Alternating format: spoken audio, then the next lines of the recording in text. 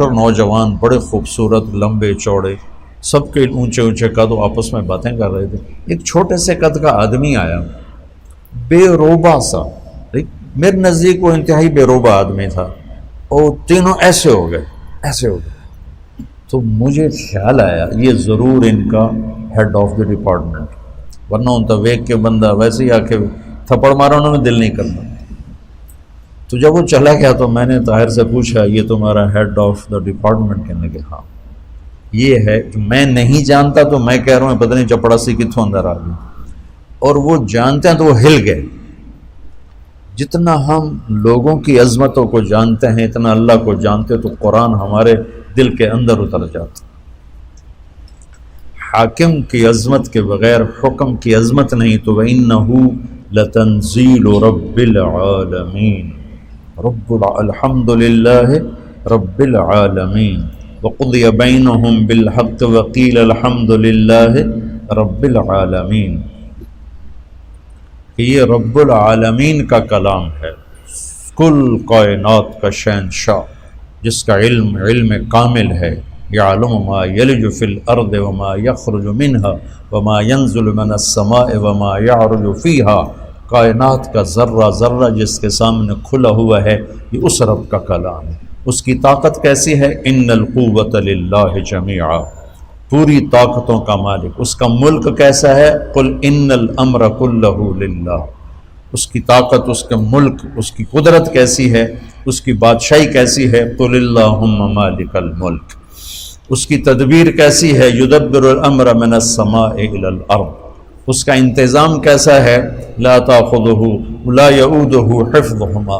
نظام چلاتا کیسے ہے؟ لا تاخذہ سنۃ ولا نوم. ہر ایک پر اس کی نظر کیسی ہے؟ لا یعزب عن ربک من مثقال ذرہ. اندھیرے میں اجالے میں کوئی فرق تو نہیں پڑتا؟ تو نہیں. سواء منکم من اسر القول ومن جہر بہ ومن هو مستخف باللیل وسارب بالنہار. تو وہ ایک ہی وقت میں ساری کائنات پر ایسا حاوی ہے کہ نہ غافل ہے, نہ جاہل ہے, نہ ظالم ہے, ظلم سے پاک ہے, جہل سے پاک ہے, غفلت سے پاک ہے. فَإِنَّهُ يَعْلَمُ السِّرَّ وَأَخْفَى. اتنا علم کامل ہے کہ زور سے بولو تو سنتا ہے, آہستہ بولو تو سنتا ہے, ہونٹ بند کر کے بولو اسے بھی سنتا ہے. میں نے ہونٹ بند کیے, میں نے کچھ کہا, میرے کانوں نے نہیں سنا, اللہ کہتا میں نے سنا ہے. تو پہلی بات یہ ہے کہ دل کو اللہ کی عظمت سے بھرنا ہوگا, تب قرآن کی عظمت آئے گی. اور ہم تمہیں جیسے پڑھاتے ہیں وہ ہوتا ہے قانونی طریقہ, اصطلاحی طریقہ. تو وہ اللہ کی عظمت تو نہیں آتی, اللہ کی پہچان ہو جاتی ہے, عظمت نہیں آتی. جو قرآن میں ہلاتا نہیں. میں نے جو عربی شروع کی تھی اس لیے کہ تم قرآن کے ساتھ جڑ جاؤ. اللہ کرے میرا یہ خواب میرے مرنے سے پہلے پورا ہو کہ میں ایک ایسی جماعت تیار کروں جن کے دل دماغ پر قرآن کی بادشاہی, جو تمام اکابر اسلام کی عزت احترام ہمارے اوپر فرض ہے, لیکن ہم قرآن سے جڑے ہوں اور اللہ کے محبوب سے جڑے ہوئے ہوں, کہ تمہارے اوپر سیرت کی چھاپ ہو. تم دیکھو تو سیرت کی نگاہ سے اور قرآن کی نگاہ سے, تم بولو تو قرآن اور سنت کے انداز سے, تم سوچو تو قرآن اور سیرت کے انداز سے. اس سے ابھی ہم بہت دور ہیں, ہم ذرا اکابر میں ہی پھنسے ہوئے ہیں, اس سے ابھی بہت دور ہیں. حاشا وکلا کوئی میری مراد اکابر اسلام سے کوئی برگشتہ کرنا نہیں ہے, ان کے ذریعے ہمیں ہدایت ملی ہے. لیکن بھائیو, ابو حنیفہ جیسی ہستی کہتی ہیں کہ ہم رجال و نحن رجال. کہ جب آئے گی ابراہیم نخی پر اور حماد پر تو پھر ہم رجال و نحن رجال. اللہ کے نبی کی بات 100% لیں گے, صحابہ کی بات دیکھیں گے, جو اس میں راجح ہوگی وہ لیں گے. لیکن جب آئے گی بات طاؤس پر اور مکحول پر اور ابراہیم نخعی پر اور حماد پر تو پھر ہم رجال و نحن رجال. کیا خوبصورت بات. یہ نہیں کہ ان تکبر ان کا وہ بھی جستجو کریں گے, ہم بھی جستجو کریں گے.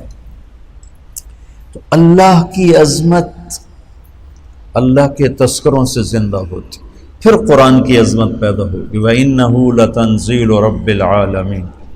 یہ لایا کون ہے؟ اللہ تو آسمانوں پر ہے، نبی ہماری زمینوں پر ہیں، تو یہ کون لایا ہے؟ تو اس کا جواب ہے نزل بہ الروح الامین۔ کس کا کلام ہے؟ انہ لتنزیل رب العالمین۔ کون لایا ہے؟ نزل بہ الروح الامین، جبریل فرشتہ۔ کس کے پاس آیا ہے یہ کلام؟ کس کے پاس آیا ہے؟ علی قلبک، یہ ہمارے نبی پاک صلی اللہ علیہ وسلم کے دل پر اترا ہے۔ علی قلبک، آپ کے دل پر اترا ہے، پھر لفظ بن کر آپ کی زبان سے نکلا ہے۔ اللہ کا کلام الفاظ میں بند نہیں، اس کی کوئی تشبیہ نہیں۔ صرف بخاری شریف کی روایت سے آپ لوگ جب پڑھو گے بخاری تو مثل سلسلۃ الجرس، یا رسول اللہ آپ پہ وحی آتی ہے؟ آتی۔ کیسی ہوتی؟ کب بس جیسے گھنٹی کی آواز ہو، ایسے ہوتی گھنٹی کی آواز۔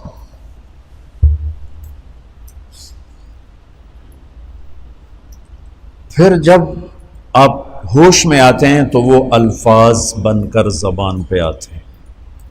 یہ اللہ کی زبان سے تورات نہیں نکلی، اللہ کی زبان سے زبور نہیں نکلی، اللہ کی زبان سے انجیل نہیں نکلی، آسمان پہ لکھوائی گئی کتابیں اور اتار دی گئیں۔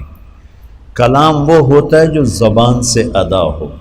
قرآن میرے رب کی زبان سے نکلا ہوا کلام ہے، اور کائنات کے بنانے سے 2000 سال پہلے نے پورے قرآن کی تلاوت فرمائی، پورے قرآن کی تلاوت فرمائی۔ سبحان اللہ، پتہ نہیں کیا وہ انشاءاللہ جنت میں سنیں گے، اللہ ایمان کے ساتھ لے جائے تو جنت کی سب سے بڑی نعمت وہ اللہ کا دیدار ہے اور اللہ کے زبان سے اس کے کلام کا سننا ہے۔